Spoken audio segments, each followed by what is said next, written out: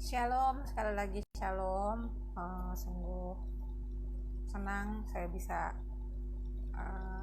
memiliki kesempatan untuk men-sharingkan kebenaran firman Tuhan buat saudara-saudara sekalian, teman-temanku yang terkasih. Dan tema kali ini adalah tentang degradasi rohani. So, sebelum kita mau mendengarkan kebenaran firman Tuhan, mari kita mau berdoa. Bapa, dalam nama Tuhan Yesus kami datang kepadamu, kami mengucap syukur Tuhan untuk semua kebaikan-Mu yang boleh kami rasakan di sepanjang minggu ini Tuhan, bahkan di sepanjang hari ini Tuhan. Terima kasih untuk anugerah-Mu yang besar.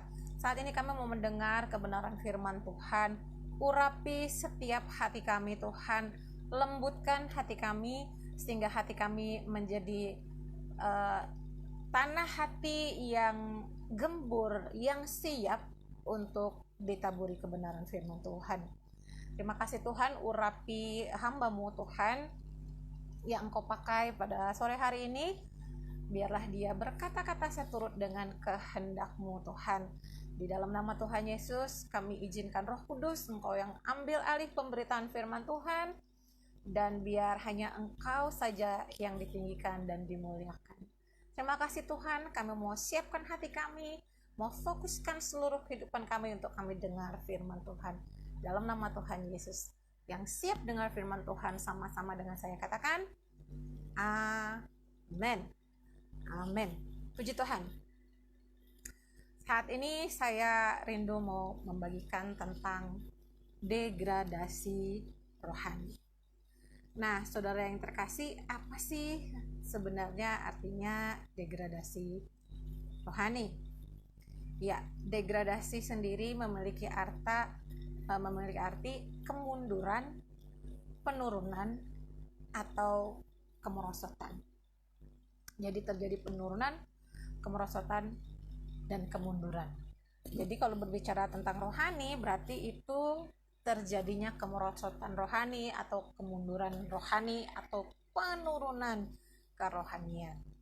Nah, sepanjang sejarah bangsa Israel, bahkan sepanjang sejarah manusia diciptakan, berulang kali manusia itu mengalami kejatuhan, kemerosotan rohani.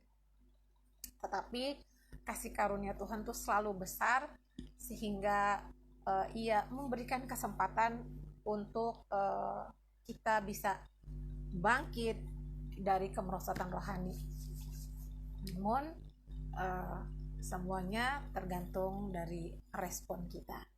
So, ada begitu banyak tokoh-tokoh di Alkitab yang kita bisa ambil pelajaran dari segi kerohanian mereka, baik dalam kejatuhan mereka maupun dalam kemenangan-kemenangan mereka. Kali ini kita mau belajar dari kisah seorang yang bernama Asa. Kita mau belajar dari kehidupan Asa. Nah, kehidupan Asa ini, saudara-saudara sekalian, kita bisa melihat atau membacanya di dalam kitab Tawarik 2 Tawarik 14 sampai dengan 16. Jadi ada 3 pasal yang menceritakan tentang kehidupan dari Asa ini. Jadi dari pasal 14 sampai ke pasal 16. Nah, siapa sih Asa? Siapakah Asa? Jadi nanti saya kasih PR saudara-saudara teman-teman semua untuk buka kitab 2 Tawarik dari mulai pasal 14, 15 sampai 16 supaya saudara bisa lebih jelas lagi ya. Karena terlalu panjang, jadi saudara bisa baca detailnya di rumah nanti sebentar ya. Nah, siapa sih Asa ini? Asa adalah Raja Yehuda. Dia menjadi raja menggantikan ayahnya yang namanya Abia atau dikenal juga dengan Abiam. Nah, Asa ini adalah keturunan Daud. Jadi Daud adalah nenek moyangnya. dari Asa ini. Jadi Daud mempunyai anak Salomo, Salomo kemudian punya anak Rehabeam, Rehabeam punya anak Abia, dan Abia punya anak Asa. So berapa lama sih masa pemerintahan dari Asa ini? Asa memerintah bangsa Yehuda pada selama 41 tahun. Lumayan lama ya. Nah, kita akan belajar degradasi rohani yang terjadi kepada Asa. Saudara-saudara dikasih Tuhan, kok jadi ngejelimet dah. Saudara-saudara yang dikasih Tuhan, teman-temanku yang terkasih, Asa ini memiliki kehidupan yang awalnya baik, pertengahan baik, namun sayang dia tidak mengakhirinya dengan baik juga. Nah, kita mau lihat dan kita mau belajar tentang Asa ya. Kita buka dalam 2 Tawarik 14 ayat 2 sampai 5. Saya akan bacakan buat saudara-saudara sekalian. Asa melakukan apa yang baik dan benar di mata Tuhan Allahnya. Ia menjauhkan mesbah-mesbah asing dan bukit-bukit pengorbanan, memecahkan tugu-tugu berhala dan menghancurkan tiang-tiang berhala. Ia memerintahkan orang Yehuda supaya mereka mencari Tuhan Allah nenek moyang mereka dan mematuhi hukum dan perintah. Ia menjauhkan bukit-bukit pengorbanan dan pedupaan-pedupaan dari segala kota di Yehuda, dan kerajaan pun aman di bawah pemerintahannya. Jadi kita lihat di sini nih, awal-awalnya Asa sangat awalnya Asa melakukannya dengan baik gitu, mengawalinya dengan baik. Jadi dikatakan tadi kita udah baca, kita udah dengar ya dalam 2 Tawarik 14 ayat 2 sampai 5 bahwa Asa melakukan apa yang baik dan benar di mata Tuhan Allahnya. Jadi bukan di hadapan mata manusia, tapi di hadapan Tuhan Allahnya. Pertama tadi apa yang dia lakukan teman-teman, saudara-saudara? Ia menjauhkan mesbah-mesbah asing dan bukit-bukit pengorbanan. 2. Ia memecahkan tugu-tugu berhala dan menghancurkan tiang-tiang berhala. Yang ketiga, ia memerintahkan bangsanya, memerintahkan orang Yehuda untuk mencari Tuhan. Di sini kita melihat dia melakukan semuanya dengan benar, dengan baik. Lalu apa yang terjadi selanjutnya? Ya, karena Asa melakukan yang baik, maka hal-hal yang baik juga terjadi, saudara-saudara. Yang pertama, saudara nanti bisa baca ya, sesudah ibadah ini atau ketika saudara saat teduh. Jadi saya catat di sini berdasarkan ayat firman Tuhan. Pertama, di bawah pemerintahan Asa, Yehuda berhasil membangun dan memperkuat benteng-bentengnya. Yang kedua, Yehuda memiliki pasukan bersenjata, perisai, tombak, panah, dan ini yang luar biasa, saudara-saudara. Alkitab mencatat di ayat yang ke-8, mereka semua pahlawan-pahlawan yang gagah perkasa. Yang ketiga, mereka mengalami kemenangan saat Zerah menyerang dengan tentara yang banyak. Siapa sih Zerah? Zerah itu orang Ethiopia yang mau nyerang Yehuda. Dan nyerangnya nggak tanggung-tanggung, tentaranya 1 juta, dan Alkitab mencatat ada 300 kereta.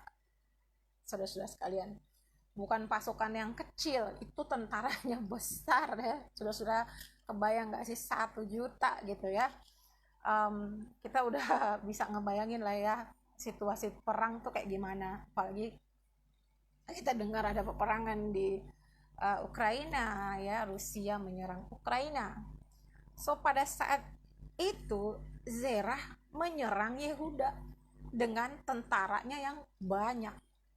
Tetapi Yehuda mengalami kemenangan. Ya saudara-saudara, teman-teman sekalian bisa baca di ayat yang ke-9 sampai 13 dari pasal 14. Ya, yang selanjutnya apa, saudaraku? Yang keempat, mereka mengalahkan kota-kota di sekeliling Gerar. Jadi mereka menaklukkan kota-kota di sekeliling Gerar. Jadi Yehuda memperluas wilayah kekuasaannya. Nah, saudara-saudara yang dikasih Tuhan, ini merupakan hal-hal baik yang Asa lakukan ya, awal yang sangat baik. Kenapa? Karena yang tadi Asa melakukan apa yang baik dan benar di hadapan Tuhan, mencari Tuhan. Tetapi kita lihat kelanjutan dari kisah Asa ya. Kita pindah ke pasal yang ke-15 sekarang. Pertengahan, tadi kan kita udah belajar bahwa Asa memiliki awal yang baik. Sekarang pertengahannya, saudara-saudara. Ya, pertengahannya. Jadi kita lihat di 2 Tawarik 15 1 sampai 19, saudara-saudara bisa baca di rumah atau di lain kesempatan. Pertengahannya masih baik. Pertengahan dari Asa ini, pertengahan dari kehidupan Asa ini masih baik, saudara-saudaraku. Ya, jadi di periode yang pertama tadi dia mengalami kemenangan, dan Alkitab juga mencatat bahwa pada saat itu amanlah Yehuda selama beberapa kurun waktu. Jadi kalau Alkitab mencatat itu ada 10 tahun mereka mengalami masa aman. Nah, saudara-saudara yang dikasih Tuhan, setelah itu kita lihat di 2 Tawarik, ini masuk di pertengahan yang tadi saya bilang. 2 Tawarik 15, di sini dikatakan Azaria, mulai ayat 1 ya saudara-saudaraku. Azaria bin Oded dihinggapi roh Allah. Ia pergi menemui Asa dan berkata kepadanya, "Dengarlah kepadaku Asa dan seluruh Yehuda dan Benyamin. Tuhan beserta dengan kamu bila mana kamu beserta dengan dia. Bila mana kamu mencarinya, ia berkenan ditemui olehmu. Tetapi bila mana kamu meninggalkannya, kamu akan ditinggalkannya. Lama sekali Israel tanpa Allah yang benar, tanpa ajaran daripada imam dan tanpa hukum. Tetapi dalam kesesakan mereka berbalik kepada Tuhan, Allah orang Israel. Mereka mencarinya dan ia berkenan ditemui oleh mereka." Ini masih perkataan Azaria. Pada zaman itu tidak dapat orang pergi dan pulang dengan selamat karena terdapat kekacauan yang besar di antara segenap penduduk daerah-daerah. Bangsa menghancurkan bangsa, kota menghancurkan kota, karena Allah mengacaukan mereka dengan berbagai-bagai kesesakan. Tetapi kamu ini, kuatkanlah hatimu, jangan lemah semangatmu, karena ada upah bagi usahamu. Ini adalah perkataan-perkataan dari Azaria bin Oded, yang Alkitab mencatat dia dihinggapi oleh Roh Allah dan dia membawa pesan ini kepada Asa. Jadi izinkan saya kembali sesaat ketika kerajaan Yehuda ini dikaruniai keamanan selama beberapa waktu, maka mulailah terjadi kembali praktek-praktek penyembahan berhala. Jadi kuil-kuil yang sudah dirobohkan itu dibangun kembali, dan mereka mulai lagi dengan praktek-praktek penyembahan berhala. Oleh karena itu, Nabi Azaria ini diutus kepada Asa untuk memperingatkan Asa dan seluruh Yehuda, karena udah mulai nih kembali menyembah berhala ya. Dan kita lihat nih, saudara-saudara terkasih, saya akan bacakan di ayat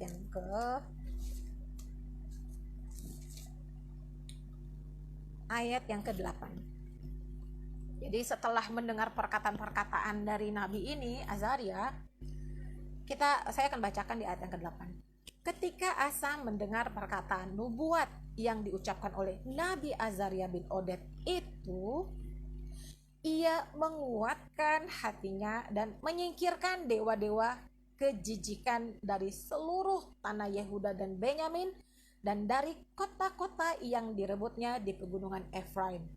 Ia membaharui mezbah Tuhan yang ada di depan balai suci Tuhan.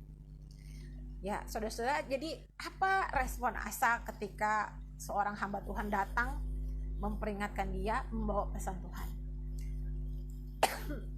Mama, ia langsung menguatkan hati dan bertindak.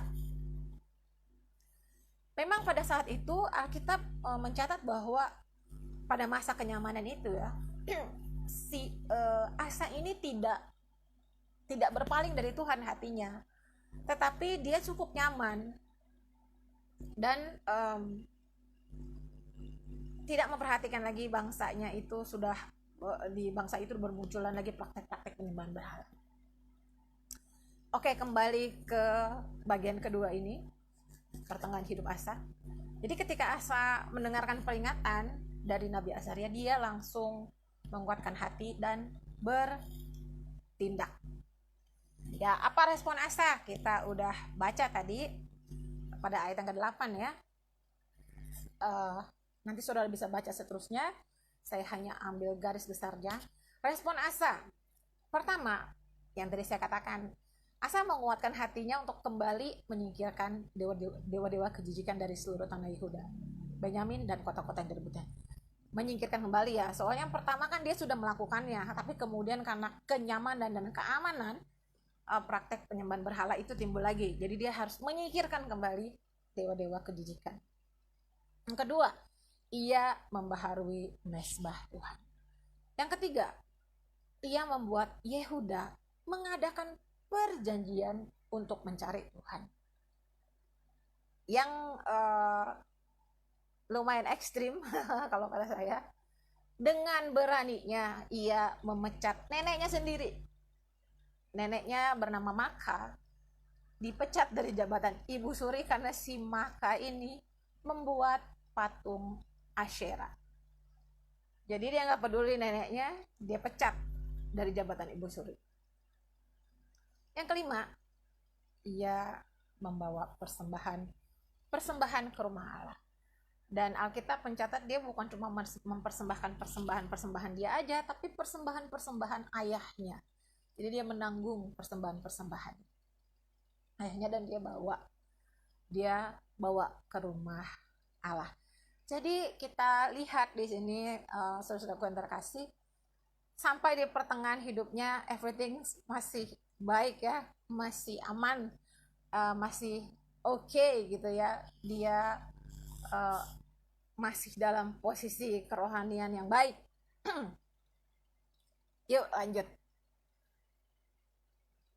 Bagian ketiga dari kehidupan Asa. Dan saya mau kasih temanya adalah akhir yang menyedihkan. Kenapa akhir yang menyedihkan? Karena di akhir-akhir kehidupannya Asa terus mengalami kemerosotan rohani. Yuk kita mau lihat satu ayat di 2 Tawarik 15 ayat 19 ya. Demikian firman Tuhan. Tidak ada perang sampai pada tahun ke-35 pemerintahan Asa. Jadi lama sekali gak ada perang. Alkitab mencatat ya, 2 Tawarik 15 ayat 19. Kemudian disinilah saudaraku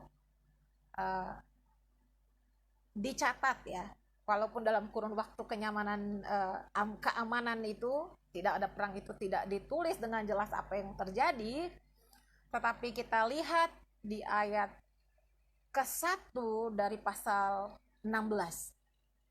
Di sini dikatakan, pada tahun ke-36 pemerintahan Asa, majulah Baesa raja Israel hendak berperang melawan Yehuda. Ia memperkuat Rama dengan maksud untuk mencegah lalu lintas kepada Asa raja Yehuda. Nah, saudara-saudaraku sudah tahu kan, terjadi perpecahan di bangsa Israel menjadi 2. Jadi ada Israel dan ada kerajaan Israel dan kerajaan Yehuda.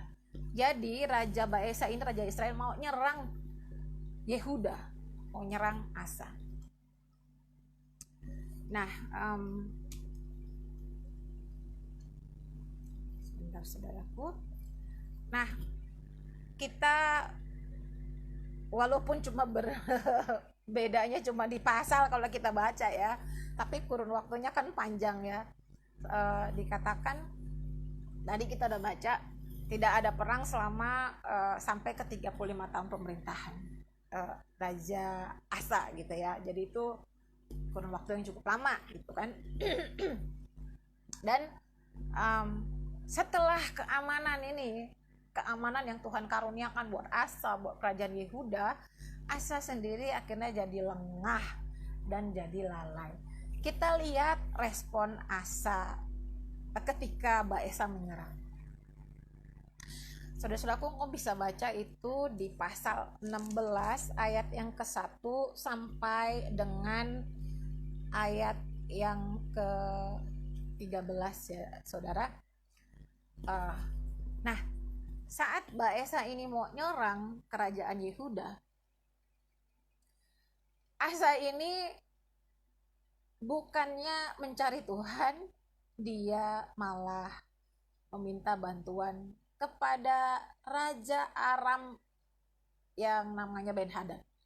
Kita bisa lihat itu di ayat yang kedua dan ketiga dari pasal yang ke-16. Dan ketika ada Nabi Tuhan yang datang untuk memperingatkan Asa enggak lagi menerima. Ia bahkan memasukkan nabi ini ke penjara. Ayo kita mau baca ya. Oke, saya akan baca mulai dari poin yang 1 ya, ketika Baesa menyerang. Jadi itu ayat 2 dan 3. Oke, ayat 1, saya mulai dari ayat 1. Pada tahun ke-36 pemerintahan Asa, majulah Baesa, raja Israel hendak berperang melawan Yehuda. Ia memperkuat Rama dengan maksud mencegah lalu lintas kepada Asa raja Yehuda. Lalu Asa mengeluarkan emas dan perak dari perbendaharaan rumah Tuhan dan dari perbendaharaan rumah raja dan mengirimnya kepada Ben-Hadad raja Aram yang diam di Damsyik dengan pesan, ada perjanjian antara aku dan engkau, antara ayahku dan ayahmu. Ini ku kirim emas dan perak kepadamu. Marilah batalkan perjanjianmu dengan Baesa raja Israel supaya ia undur daripadaku. Lalu Ben-Hadad mendengar permintaan Raja Asa.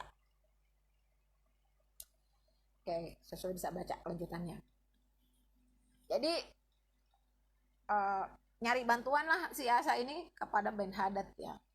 Dan tentunya ini kan mendukakan hati Tuhan karena dia udah nggak nyari Tuhan lagi. Dan karena itu seorang nabi datang menegur Asa. Saya akan bacakan buat saudara. Ayat yang ke-7. Pada waktu itu datanglah Hanani pelihat itu kepada Asa raja Yehuda, katanya kepadanya, karena engkau bersandar kepada Raja Aram dan tidak bersandar kepada Tuhan Allahmu, oleh karena itu terluputlah tentara Raja Aram dari tanganmu. Di sini Nabi Hanani mengingatkan kepada Asa peristiwa zaman dulu waktu Asa menghadapi serangan dari Zerah. Ayat yang ke-8. Bukankah tentara orang Ethiopia dan Libya besar jumlahnya, kereta dan orang berkudanya sangat banyak, namun Tuhan telah menyerahkan mereka ke dalam tanganmu. Karena engkau bersandar kepadanya. Ayat yang ke-9. karena mata Tuhan menjelajah seluruh bumi untuk melimpahkan kekuatannya kepada mereka yang bersungguh hati terhadap Dia. Dalam hal ini engkau, Asa, itu katanya Hanani, engkau telah berlaku bodoh. Oleh sebab itu, mulai sekarang ini engkau akan mengalami perang. Ayat yang ke-10. Maka sakit hatilah Asa karena perkataan pelihat itu, sehingga ia memasukkannya ke dalam penjara. Sebab memang ia sangat marah terhadap dia karena perkara itu. Pada waktu itu Asa menganiaya juga beberapa orang dari rakyat. Jadi diperingatin, bukannya sadar dan bertobat, malah marah, malah sakit hati, dan malah memenjarakan si nabi ini. Bukan cuma sampai di nabi ini, dia bahkan menganiaya juga beberapa orang dari rakyatnya. Yang ketiga, kita lihat saat Asa menderita sakit, ia enggak cari Tuhan lagi, tapi ia mengandalkan tabib-tabib. Saya akan bacakan dari ayat yang ke-12. Pada tahun ke-39 pemerintahannya, Asa menderita sakit pada kakinya yang kemudian menjadi semakin parah. Namun dalam kesakitannya itu ia tidak mencari pertolongan Tuhan, tetapi pertolongan tabib. Ayat 13, kemudian Asa mendapat perhentian bersama-sama nenek moyangnya. Ia mati pada tahun ke-41 pemerintahannya. Sungguh sangat menyedihkan, bukan saudara-saudaraku? Di akhir hidupnya Asa enggak cari Tuhan. Di akhir hidupnya Asa mengalami degradasi rohani. Dan karena sudah mati dan dia mengeraskan hati, tidak ada kesempatan dia untuk bertobat. Nah, dia sendiri yang menolak kesempatan itu. Nah, saudara-saudara yang dikasihi Tuhan, sungguh sedih ya, seorang yang mengawali dengan baik, tapi kemudian mengakhirinya dengan menyedihkan. Tapi hal ini ditulis di Alkitab supaya kita bisa belajar. Amin. Nah, setelah ini kita ngelihat perjalanan hidup Asa, kita bisa menyimpulkan beberapa hal. Apa penyebab degradasi rohani atau kemerosotan rohani? Dalam hal ini Asa.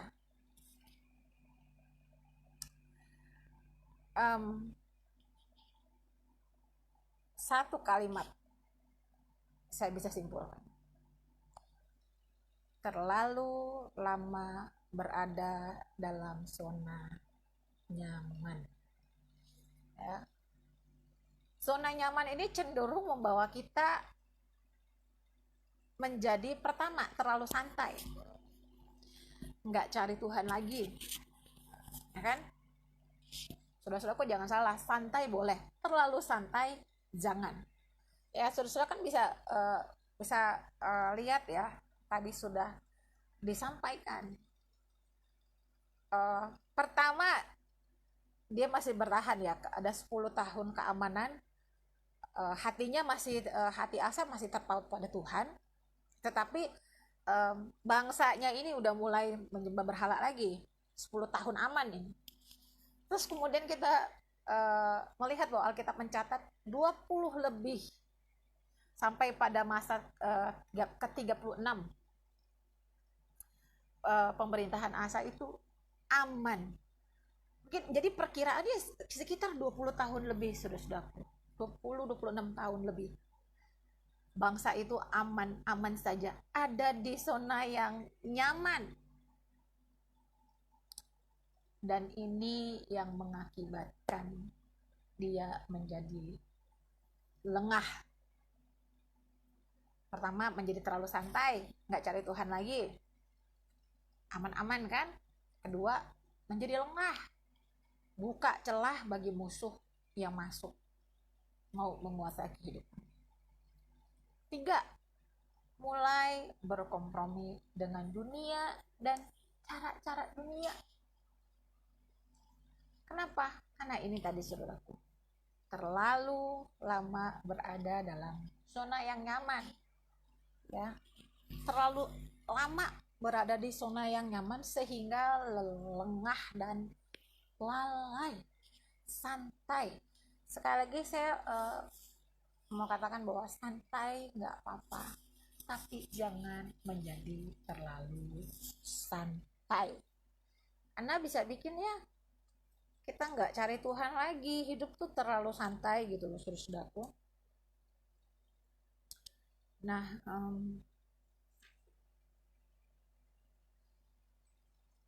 mari kita lihat bukti atau tanda-tanda orang yang mengalami degradasi rohani.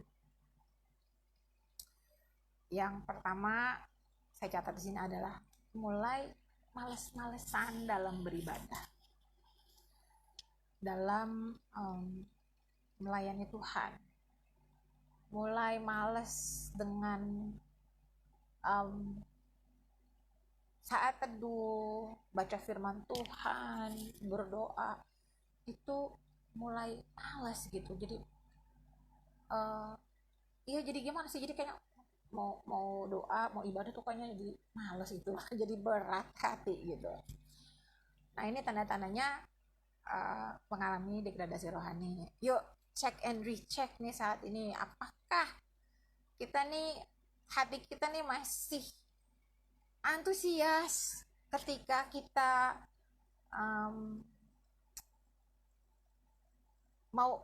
ketika kita tahu ada ibadah, masihkah kita antusias? Ketika ada yang ngajakin ibadah, masihkah kita antusias? Ketika kita mau berdoa, memuji menyembah Tuhan, masihkah kita bersemangat? Kalau kita udah mulai malas-malasan, berarti kita sudah mulai mengalami degradasi kerohanian. Yang kedua, mulai ngikutin keinginan hati sendiri. Jadi mulai nih, karena kurang bersekutu dengan Tuhan, akhirnya manusia dagingnya tuh lebih timbul, lebih kuat ya, sudah akhirnya lebih ngikutin keinginan hati, own desire, keinginan gairah kita, keinginan kita sendiri, dibanding keinginan Tuhan. Nggak lagi mau mendengarkan Tuhan gitu, pokoknya ngikutin aja, gue maunya kayak gini ya, gini ini aja yang gue lakuin gitu. Sama kayak si Asa tadi ya, saudaraku, ketika si Baesa raja Israel nyerang, dia ngikutin kata hatinya, nggak nyari Tuhan, dia ngikutin kata hatinya, akhirnya bikin persepakatan dengan Ben-Hadad raja Aram ya. Yang ketiga, menolak teguran, nasihat, atau peringatan. Kadangkala ketika kita mulai ngalamin degradasi kerohanian, Tuhan mengutus seseorang, seperti kita lihat di kisahnya Asa ya, Tuhan mengutus seseorang untuk memperingatkan kita, menasihati kita. Ya, itu bisa melalui leader, pastor, gembala, saudara-saudara, gembala teman-teman, orang tua, mentor saudara, guru, sahabat. Ya, Tuhan bisa pakai siapa saja. Dan terutama pemimpin-pemimpin rohani ya juga. Karena pemimpin rohani itu cover saudara, maksudnya dia yang mereka yang menaungi saudara, mereka mendoakan saudara. Jadi ketika ada sesuatu, Tuhan itu berbicara kepada pemimpin rohani kita, dan mereka mendapat pesan Tuhan sehingga mereka memberi nasihat kepada kita.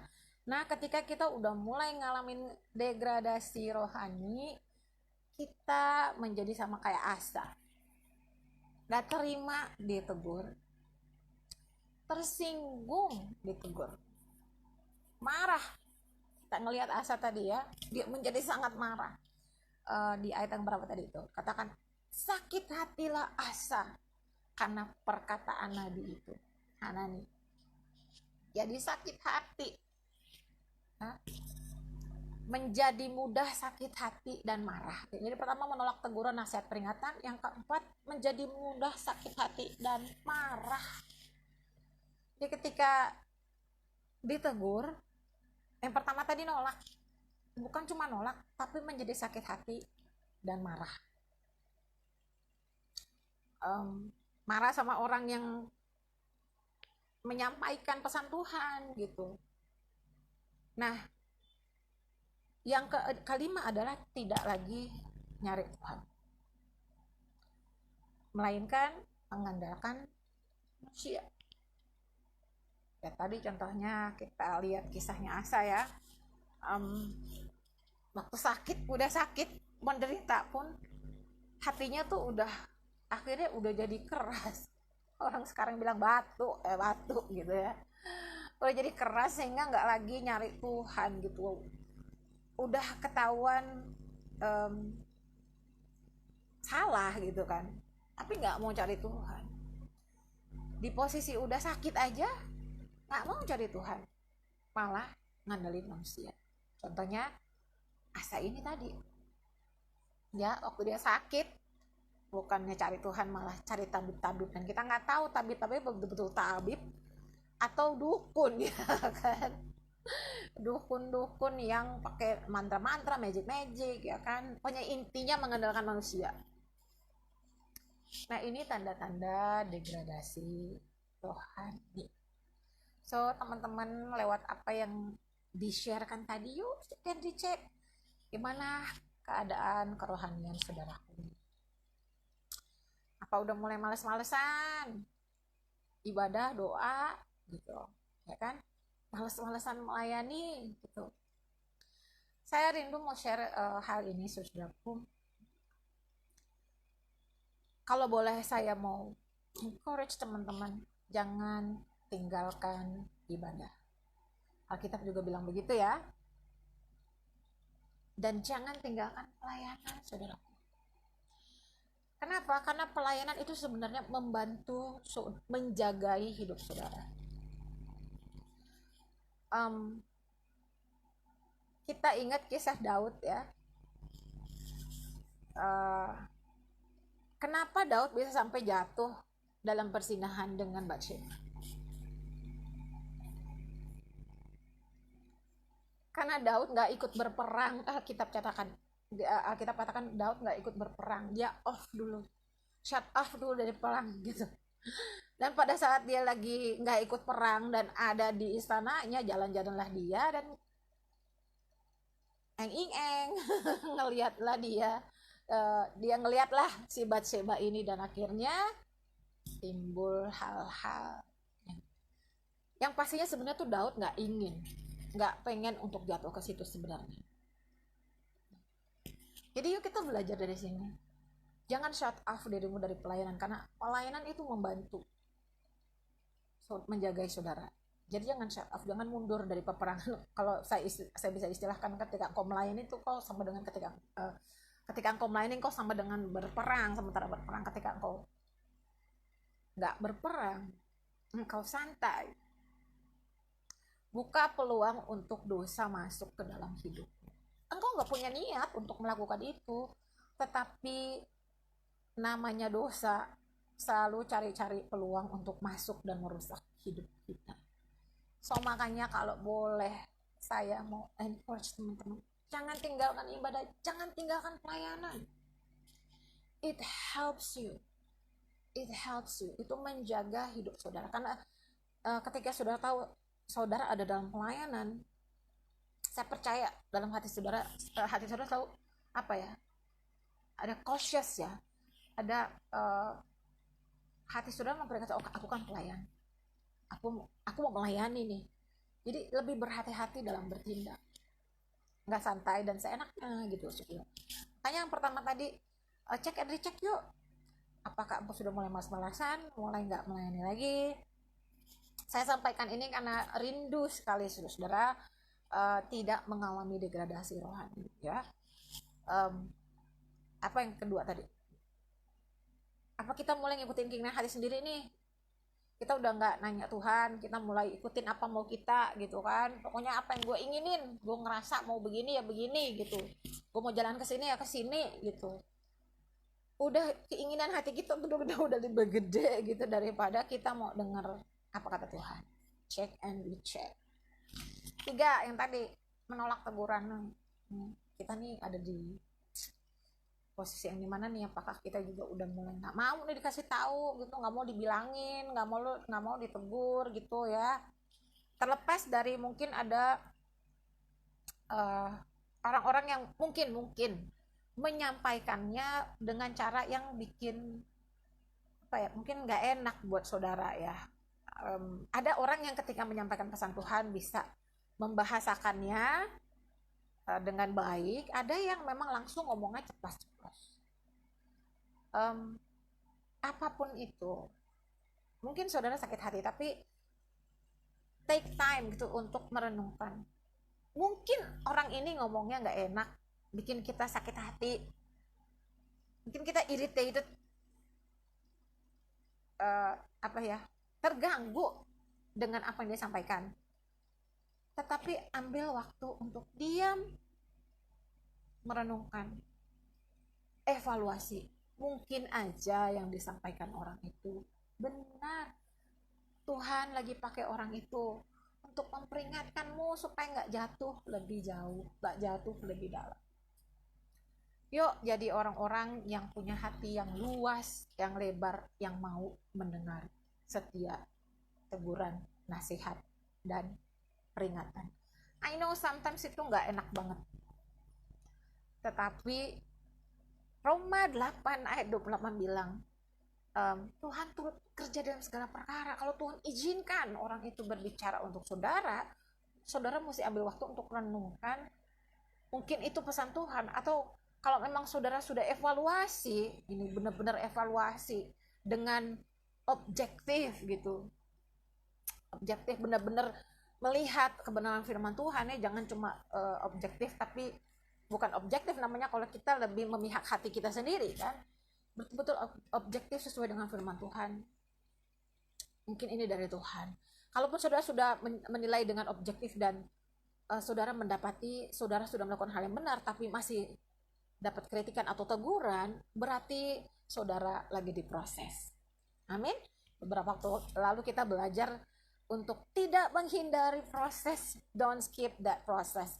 Waktu saya sharing tentang Kristen garam atau Kristen air laut ya, jangan hindari proses. Kalau emang mereka menegur dan bikin kita sakit hati, tapi kita udah melakukan yang benar, ternyata setelah kita observe, kita analisa, dan kita melakukan yang benar, berarti Tuhan lagi membentuk engkau, memproses karaktermu untuk semakin indah. So makanya jangan langsung tolak tegurannya ya. Tadi menjadi mudah sakit hati dan marah-marah. Nah, apakah saudara-saudara, teman-teman sekalian lagi sensi nih ya, zaman sekarang bahasanya sensi, mulai gampang banget sakit hati, gampang banget marah gitu. Cek and recheck. Dibanding dulu sekarang tuh kayaknya lebih gampang marah gitu, lebih sensian gitu ya. Yuk berarti yuk cek and recheck, berarti kita lagi ngalamin degradasi rohani. Yang kelima ya tadi tidak lagi nyari Tuhan, ngandelin manusia ya. Nggak lagi cari Tuhan dalam segala sesuatu mau kita kerjakan. Kita mau mulai bisnis, kita nggak nanya Tuhan. Kita mau pelayanan, kita nggak nanya Tuhan. Kita mau lakukan ini, kita nggak nanya Tuhan gitu kan. Dan malah ngandelin manusia. Di dalam Amsal 3, coba saya bacakan ya saudara. Amsal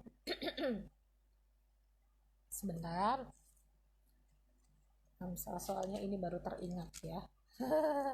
Tuhan baru mengingatkan ayat ini. Amsal 3 ayat 5. Percayalah kepada Tuhan dengan segenap hatimu dan apa di sini katakan? Janganlah bersandar pada pengertianmu sendiri. Cari Tuhan. Di sini di ayat yang ke-6, akuilah dia dalam segala lakumu, maka ia akan meluruskan jalanmu. Kalau dalam terjemahan bahasa Inggrisnya adalah gini, seek his will in all you do, and he will show you the path to take. Jadi seek his will, cari Tuhan, cari kehendaknya. Nah, orang yang udah ngalamin degradasi rohani mau ngelakuin aja segala sesuatu, nggak nanya-nanya Tuhan lagi gitu, nggak seek his will, tapi ya tadi kembali ke poin yang di atas, ngikutin keinginan hatinya. Ngandelin manusia, kita tahu ayatnya ya, kemarin juga saya sempat singgung di ibadah doa malam ya, yang sebelum Kamis sebelumnya. Yeremia 17 ayat 5 bilang, kata terkutuklah orang yang mengandalkan manusia dan mengandalkan kekuatan. Kita itu jadi terkutuk. Oh, udah terkutuk, Alkitab yang bilang, bukan saya, saudara-saudara. Berarti kita udah ngalamin yang namanya degradasi rohani. Nah, biar apa yang saya sharingkan ini bisa kita bisa buat evaluasi diri kita. Sebentar pun ketika saudara-saudara ibadah ini udah selesai, saudara bisa merenungkan kembali, saya ada di stage yang mana? Apakah saya masih lagi dalam perjalanan? Apakah saya mulai dengan baik dan terus berjalan dalam jalannya Tuhan? Apa saya udah mulai mengalami degradasi ya?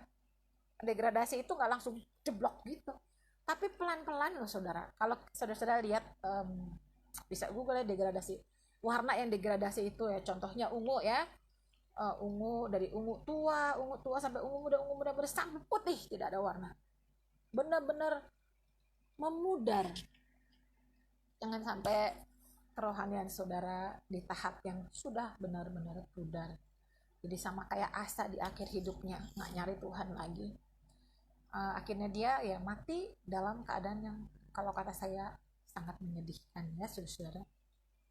You check and recheck, evaluate our life, examine our life. Kita ada di mana gitu saudara kasih dalam Tuhan. Kalau saudara mungkin jangankan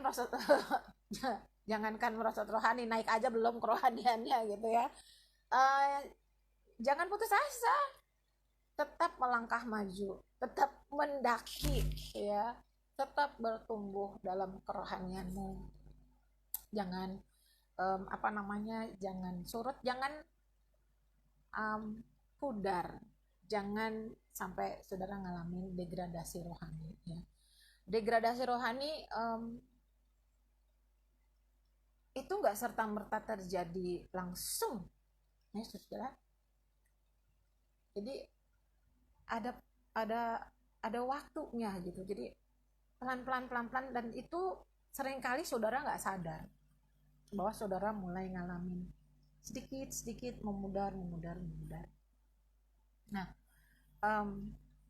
pada kesempatan ini kalau saudara ngalamin itu, puji Tuhan, saya berharap dengan apa yang saya sharingkan ini, teman-teman saudara yang dikasih Tuhan, tidak sampai downgrade banget gitu ya, memudar banget sampai di bawah gitu, kehilangan kerohanian Anda, tetapi saudara bisa bangkit. Kita belajar dari Asa, jangan sampai mati, game over di dunia ini dalam posisi yang merosot rohani. Kita tahu tempatnya di mana ya, padahal Tuhan pengennya ya bersama-sama dengan kita gitu. Tuhan mau kita bersama-sama dengan Dia di kerajaannya. Dan even though Alkitab bilang kita diselamatkan, kita sudah diselamatkan ketika kita bertobat terima Tuhan Yesus, tetapi Alkitab juga mencatat di Filipi, kerjakanlah keselamatanmu dengan takut dan gentar. Jadi terus menerus mempertahankan kerohanian, mempertahankan iman sampai mencapai garis finish, mengakhiri pertandingan dengan baik kalau kata Paulus, saudaraku. Ya, sekali lagi ayo kita mau cek and dicek kehidupan kita. Jangan-jangan kita udah degradasi rohani jauh banget nih ke bawah nih, atau mungkin ada yang masih sedikit degradasinya gitu, belum masuk ke bawah, but ngalamin penurunan gitu kan. It's time to repent. Ini bukan buat saudara saja, tapi buat saya juga. Kalau kita ngalamin kemunduran rohani, kemerosotan rohani, and it's time to repent. Ya, it's time to repent. Saudara-saudaraku, ketika engkau mendapati bahwa engkau sudah masuk ke tahap degradasi rohani, berbalik. Jangan nunggu lama dulu, sama seperti Asa. Jangan nunggu lama dulu, segera berbalik. Dan Tuhan tuh baik banget. Tuhan mengasihi kita. Dia mengampuni kita ketika kita datang kepadanya, minta ampun, karena kita udah mulai ninggalin Tuhan, udah mulai nggak setia sama Tuhan. Tapi ketika kita datang kepada Dia, kita minta ampun, kita berbalik, kita bertobat, Tuhan dengan tangan terbuka menerima kita, memeluk kita, dan Ia sendiri akan menyatakan kasih dan kuasa-Nya, saudara-saudaraku. Dan pengampunannya itu luar biasa banget buat kita. Kasih dan pengampunannya luar biasa buat kita, saudara-saudara. Karena memang sebenarnya ada ayat di Amsal, saya ingat bilang gini, jalan hidup orang benar itu semakin terang seperti rembang tengah hari. Jadi makin naik, bukan merosot. Ini yang seharusnya terjadi pada kehidupan saya dan saudara, kehidupan rohani kita. Semakin naik, semakin terang seperti rembang tengah hari, kata Amsal ya. Ini yang Tuhan mau. Tuhan gak mau kita merosot rohaninya, tapi Tuhan mau kita semakin kuat dan teguh di dalam Dia. Nah, terakhir nih, gimana supaya nggak ngalamin degradasi rohani? Ya kembali yang tadi itu, saudara-saudaraku, jangan terlalu lama berada di zona nyaman. Ya. Saudara, coba tunjuk dirimu sendiri dan katakan, hey, sebut namamu ya. Seperti saya nih, saya bilang, hey Melda, hey email, jangan terlalu lama berada di zona nyaman. Ayo, sudah lakukan. Iya, jangan terlalu lama di zona nyaman. Kedua, sekali lagi, jangan tinggalkan persekutuan pribadi dengan Tuhan ataupun dengan saudara seiman. Itu juga pentingnya kenapa kita berkomunitas, kenapa kita bergereja lokal, harus tertanam di gereja lokal. Karena gereja lokal juga itu menjagai kita, melindungi kita, menolong kita bertumbuh ya saudara. Jangan tinggalkan persekutuan pribadi dengan Tuhan ataupun dengan saudara seiman. Jangan tinggalkan ibadah. Kalau kata kitab Ibrani, jangan jauhkan diri dari pertemuan ibadah. Ya, saya tahu kadang-kala kita ngerasa secara manusia kita ngerasa bosan, kita ngerasa jemu, letih, jenuh gitu kan ya. Apalagi zaman pandemi ini ibadahnya by Zoom gitu kan. Ih, bosan banget deh. Zaman dulu aja masih ibadahnya onsite aja. Kadang-kadang datang jenuhnya malas gitu kan ibadah kan, ya kan. Jangan saudara pikir saya nggak ngalamin juga ya. Saya namanya ya, kita kadang-kadang ngerasa seperti itu saudara, even seorang hamba Tuhan ada kalanya ya ngerasa yang kayak gitu. Tetapi jangan tinggalkan, even if you have to drag yourself to go to the worship service, to attend the worship service, even if whether it's online or on site. do it. Jadi sekalipun kau harus memaksa dirimu, kalau boleh saya gambarkan, saya suka berimajinasi, kalau boleh saya gambarkan di pikiran saya itu, even saya mesti ngangkat badan saya sendiri gitu. Bisa kebayang gak sih saudara? Bayangin aja film-film kartun gitu, orang terus ngangkat badannya sendiri, bawa kakinya sendiri untuk datang ke satu tempat. Even if you have to drag yourself, seret dirimu untuk beribadah, do it. Karena pada saat saudara beribadah, yang makan itu adalah roh saudara. Beribadah dengan firman Tuhan, memuji menyembah Tuhan, itu seperti feeding our spirit, memberi makan kerohanianmu. Mungkin pada saat engkau ibadah, walaupun kau kayaknya rada berat dan terpaksa ini rasanya ibadah, tapi engkau memaksa dirimu beribadah, rohmu, mungkin jiwamu gak nerima apa-apa, hatimu gak ngerasa apa-apa, ya ibadah biasa-biasa aja gitu. Tetapi rohmu menerima sesuatu, rohmu menerima sesuatu dari ibadah itu, dan itu akan menolong saudara di masa-masa yang sulit, masa-masa yang sukar. Makanya jangan jauhkan diri dari persekutuan saudara-saudara seiman, persekutuan dengan Tuhan, doa-doa pribadi saudara, ya paksa dirimu, bangun, berdoa, baca Alkitab.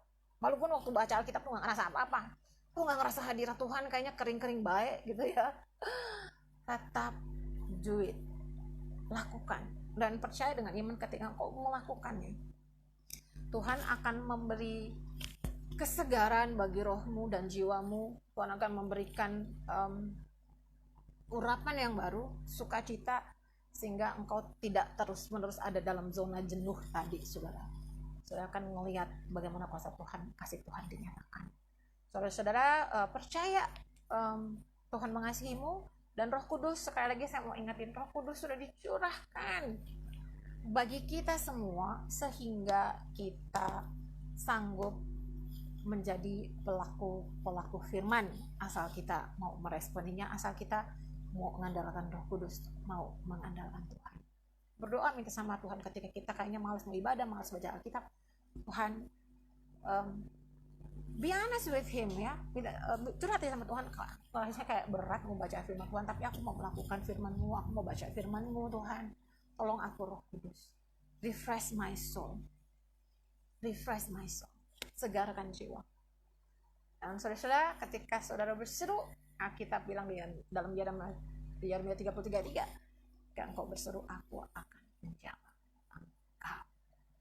Amin, saudara-saudara. So, ini yang bisa saya sampaikan buat teman-teman sekalian, dan saya berharap ini bisa menguatkan, meneguhkan teman-teman semua, dan membawa saudara merenungi ini. Dan kalau memang mendapati ada hal-hal yang kita harus bertobat, mari sama-sama bertobat, including saya juga. Amin firman Tuhan. Yuk kita berdoa. Bapa, dalam nama Tuhan Yesus, terima kasih Tuhan untuk firman-Mu yang sudah Kau sampaikan pada hari ini Tuhan. Dengan penuh kerendahan hati kami mau menerima setiap peringatan, setiap teguran dari Tuhan. Roh Kudus, bantu kami untuk mengevaluasi kerohanian kami. Ada di stage mana, di tahap mana kami saat ini Tuhan. Kalau kami tanpa kami sadari mulai mengalami degradasi kerohanian Tuhan, mulai mengalami penurunan kerohanian, mulai mengalami memudarnya Tuhan kerohanian kami. Tuhan, dengan penuh kerendahan hati di hadapan-Mu, kami katakan Tuhan, kami mau bertobat Tuhan, kami mau bertobat.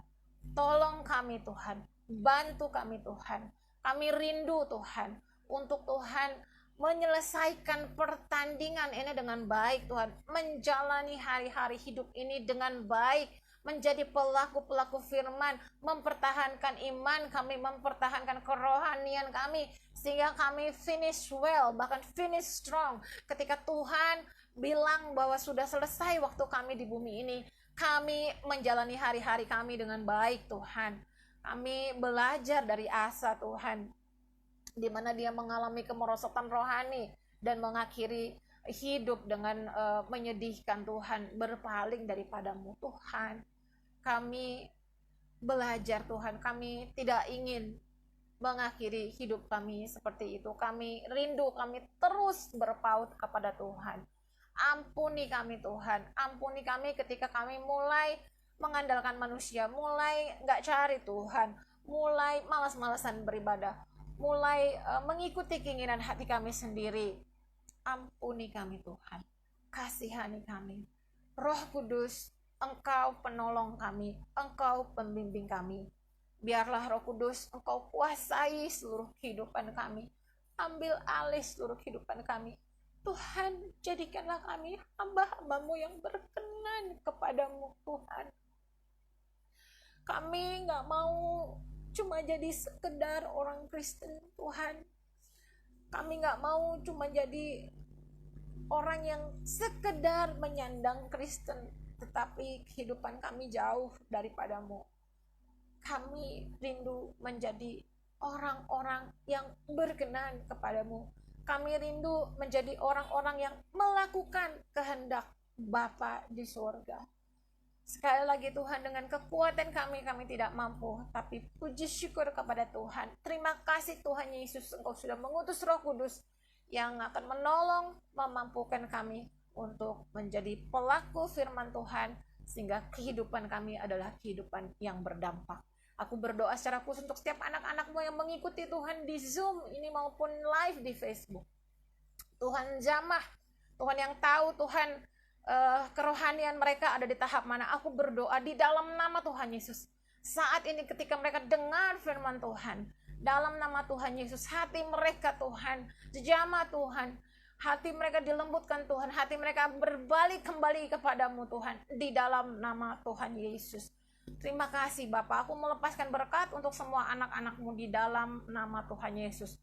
Roh Kudus, aku sudah selesai menyampaikan kebenaran firman-Mu. Aku sangat terbatas, tapi aku tahu Roh Kudus Engkau tidak terbatas. Engkau yang terus memberikan penjelasan, pencerahan kepada anak-anak-Mu. Ingatkan mereka Tuhan tentang pesan firman Tuhan ini Tuhan.